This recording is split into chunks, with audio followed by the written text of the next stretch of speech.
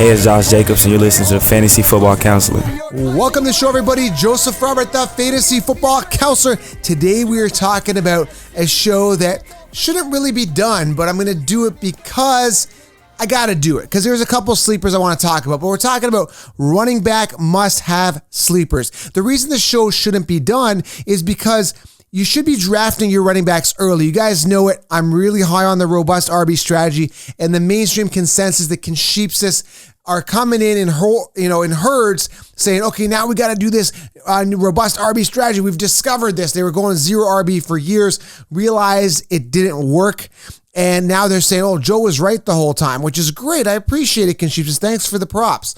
So I got 5 names here. So 5 running back sleeper must-haves here for you in the show. And again, you got to load up on those running backs early. Now, if you're new to the show, some of these names are going to sound, oh, well, that's new to me.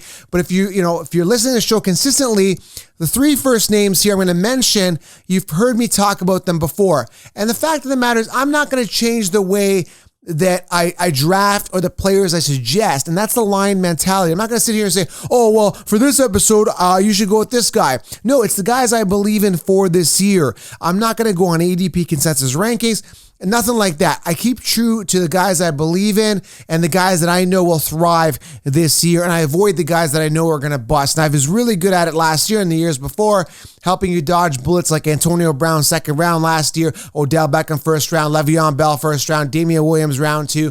I helped you dodge all those bullets. And everybody, I think last year also had Baker Mayfield, top 5 quarterback. Ridiculous, guys. So we're going to dodge all those bullets. We're going to get right to the meat and potatoes. Also, before I get into this, guys, very important, you guys got to head on over to Fan to Fan Network on Instagram. I've linked the Twitch channel. Follow on Twitch, guys, link below. We're creating the biggest, all the biggest sports influencers out there for every NFL team are in one spot, guys. We're launching this thing July 27th. It's going to be huge, and we're going to have our Twitch channel coming in August, okay? So follow FTFN on Twitch. If you don't have a Twitch account, go create one and follow FTFN. This is going to be huge, taking over the sports industry. And of course, guys, very important, get the 16-round draft solution. This is the game changer. It's going to help you guys crush your leagues, absolutely dominate your leagues. Get the 16-round draft solution today. All right, so let's talk about these 5 running back sleeper must-haves in today's show. First guy I want to talk about here is David Johnson. Now, you've heard me talk about him before, obviously, but this year he's primed for a huge season. But let's talk about his history real quickly and why I love him so much. 2016, phenomenal year. Now, some people say, Joe, you don't know stats. You just talk about David Johnson because he was the guy that endorsed your brand years ago. There's no statistical history behind this. Listen, I know stats better than everybody else. I just don't bore people with stats. That's the difference with me. I already do the information, do the research for you, and I have the information, and I give you guys, I deliver on a top level every single episode, okay? So David Johnson, not looking at any stats. I'm not sitting here behind a computer hiding and being fake, okay? This is true facts. I'm looking you right in the eye. I don't have any stats in front of me. There's no teleprompter up, okay? All right, so listen, David Johnson, 20 all-purpose touchdowns back in 2016, 16 on, look, with my eyes closed, 16 on the ground, 4 receiving. The guy was a number 1 fantasy running back, and that year in PPR, 407 fantasy points. Again, eyes closed, no looking. In 2017, he had a fluke injury to the wrist. Again, I got to start doing more of these with my eyes closed to prove a point to the haters. And by the way, haters, I love the haters. They think that they're taking time out of their day to hate, but I love it because, hey, I've already got a lot of fuel, okay? I've got my own motivation. I got a family to feed. I got to do stuff. But when they try to discredit me by saying I don't talk stats, hey, man, that's great. That fuels my fire. I love it. It gives me more energy. Keep feeding the fire. Feed the beast. I love it, guys. And what I love about Council Nation is that my spirit is contagious. So the lion mentality, the lion spirit, the fighter spirit. So many people are messaging me and saying, "Hey, Joe, this is helping me in life with my business, with this. I've implemented the lion strategy with my wife, which is great. That's great. So guys, keep with the lion strategy. Be the dominant, figure in your children's lives, be that role model, that positive role model. Be strong is basically what I'm trying to say in your job, in your career, in your entrepreneurship, in your content. And that's what it's all about. So again, I'm rubbing off on people, which is great. So going back to David Johnson here, 2016, great year. We talked about it, 407 points, number one running back. Then in 2017, he had the fluke wrist injury. So he's not injury prone. I saw that play. He went out, I think he caught a ball, turned around, got smoked by a defensive back. I think it was a DB or a linebacker or something like that. It wiped out his wrist. That year was a wash. That's understandable. In 2018, he actually ended up finishing 9th amongst running backs PPR. Now, he wasn't a great running back that year, but he still finished top 10, which is respectable. And then we know what happened in 2019. He got screwed by Kingsbury. So 2017, fluke. 2018, still finished top 10. And then 2019, had a fluke thing with the coach. Coach was an idiot, Kingsbury, and he benched him. This series with the Texans, he's primed to have a good season. We saw what Carlos Hyde did last year. Over 240 attempts, 1,000 yards, 6 touchdowns on the ground. David Johnson's a far superior back. Look for him to have an amazing year, pending he stays healthy. I absolutely love him this year. And again, I call him a sleeper is because this guy is round one talent. That's where he could finish. He could finish top 5 amongst running backs. He's coming off in the 3rd to 4th round, which is absolute steal. I see him coming off late 3rd round, typically in some recent mock drafts. Absolutely love the value there. Considered a major sleeper for fantasy football 2020. Okay, he's a must-have for me. Gotta have him. Next guy here, you've heard me talk about him. And again, the guys at 4 and 5, you may not have heard me talk about, but the first 3 guys you definitely probably have if you're a regular to the channel. But David Montgomery. Now listen, David Montgomery, again, I was talking to a guy that trains with him. He's one of his trainers. He's a doctor. Been to David Montgomery's house. The guy's working on his top end speed. I've told you about this. That was inside information. I guess he wasn't happy with his lack of explosiveness, and understandably so. Part of that was the quarterback situation, obviously a mess. Hopefully Mitch Trubisky. I think Mitch Trubisky is going to surprise a lot of people this year. Don't underestimate him. But he's got to fight for his career here, his job. And this guy, and the GMs, they understand, the GMs believe in Mitch Trubisky because they had drafted him the same year Mahomes went. They had picked him, and they could have picked Mahomes. They picked Trubisky. So they've got a little bit of chip on their shoulder to make sure that Trubisky does well. And he's got a chip on his shoulder. So I've actually got him in the fishbowl in one of my leagues as a QB3, my 3rd quarterback. Believe it or not. He was sitting there. I'm like, you know what? Why not? So anyway, quarterback play. Hopefully they made some improvements on that O-line, which they did. Again, Allen Robinson getting integrated. David Johnson, listen, David Montgomery's going to run. That's just the bottom line. Montgomery's primed for a huge season. It's his backfield. Now, you guys may say Tariq Cohen. Tariq Cohen's going to be lining up in the slot. He's going to be a receiver, which is sad because he can't even catch the ball. He led the team in drop passes last year. Well, how'd you know that, Joe? Joe doesn't talk about stats. He doesn't understand stats. Joe's reading off a teleprompter. Joe, listen, you guys read off teleprompter. I understand all this. David Montgomery, close my eyes again, not looking at anything. Because again, I'm not feeding into the haters. Again, I'm enjoying this, but I'm just trying to show how stupid the haters are and how they're nitpicking at little things to try to tear down somebody who's more successful than them. So the haters, go F yourself. So check this out. So David Montgomery, okay, I have no stats in front of me, and I could be wrong on this, but he had, I think, 6 touchdowns on the ground, 3.9 yards per carry, 240 plus attempts. Again, I don't have it in front of me. I think it was 242 attempts. Usually people read off a screen. And again, the guy finished 24th in PPR, and I implore you guys to look that up. Currently, right now, he's sitting around 21st or something like that. 24th. I was wrong. David Johnson's 21st on the consensus rankings. David Montgomery's 24th on the rankings right now. So again, did that with my eyes closed. I don't know stats apparently, but I guess I do. And of course, Tariq Cohen leading the team in drop passes last year. The guy can't catch a ball. And he had far less attempts than David Montgomery last year. So David Montgomery is going to have, I would say he's going to touch the ball at least 300 times this season at least. I say a floor of 1,200 rushing yards because, again, he had around 889 rushing yards at 3.9 yards per carry.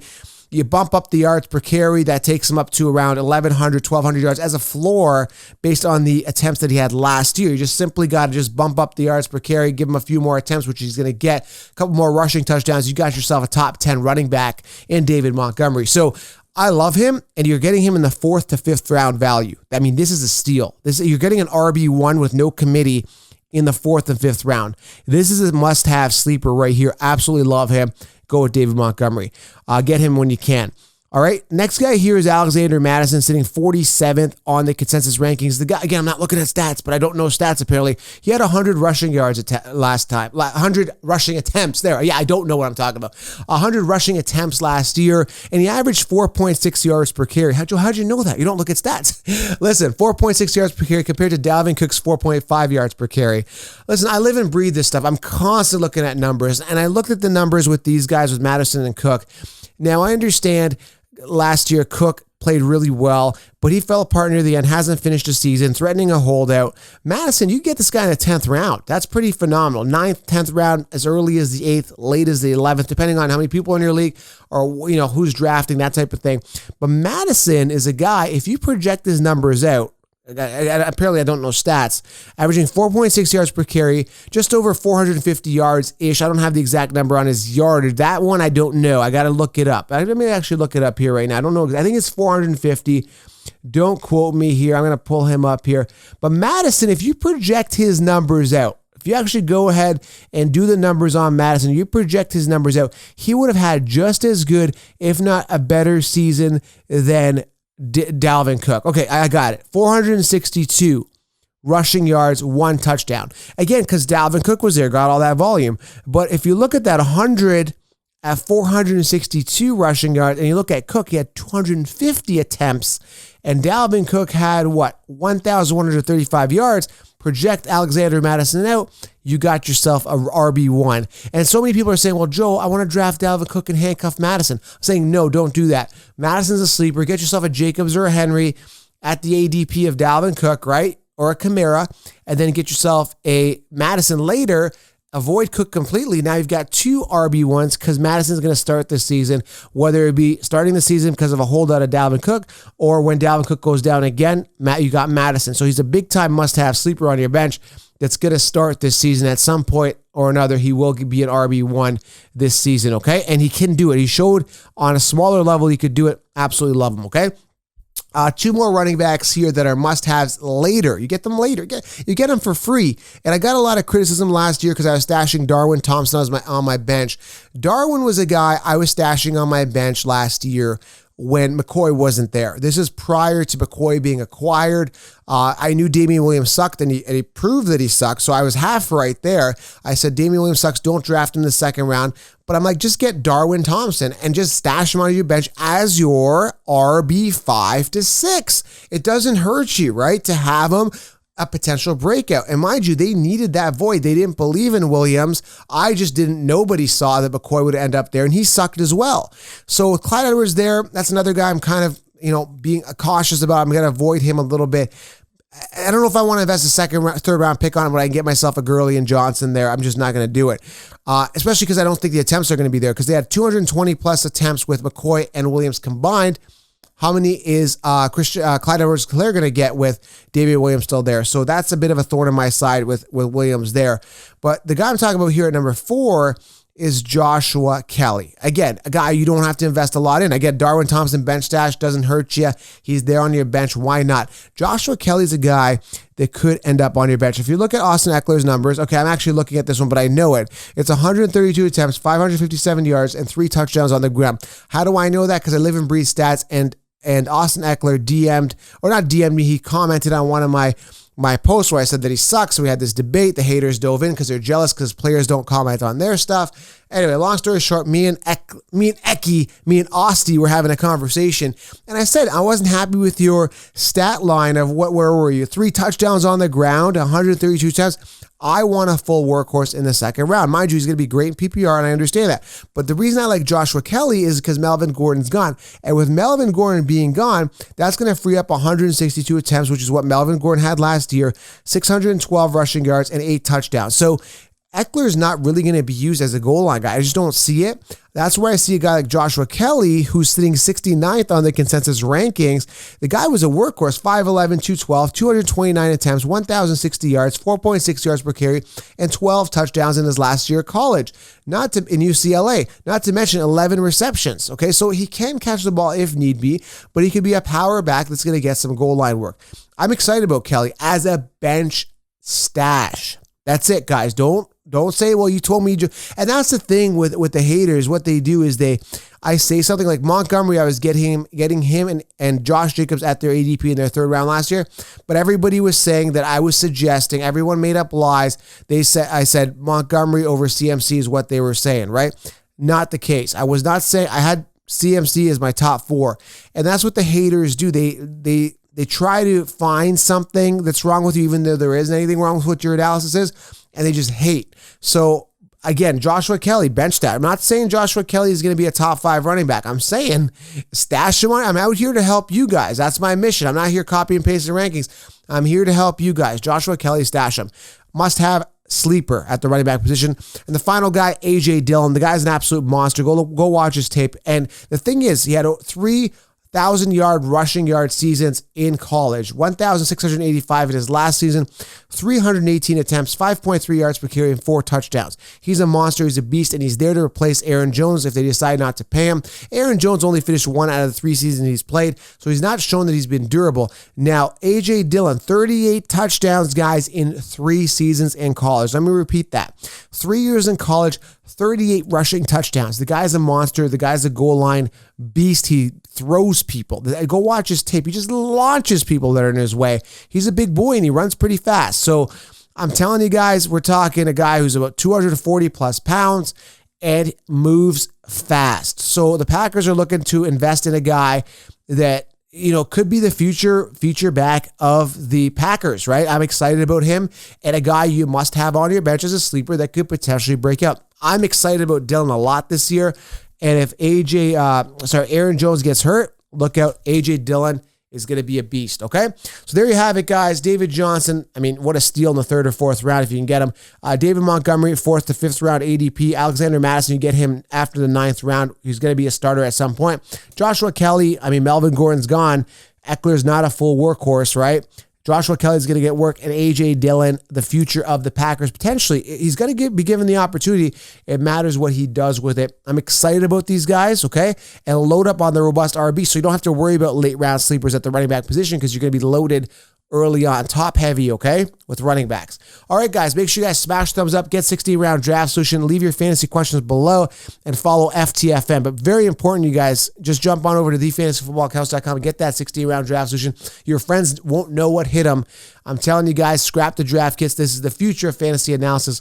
Thank you for being here, guys. I appreciate you, and I am out.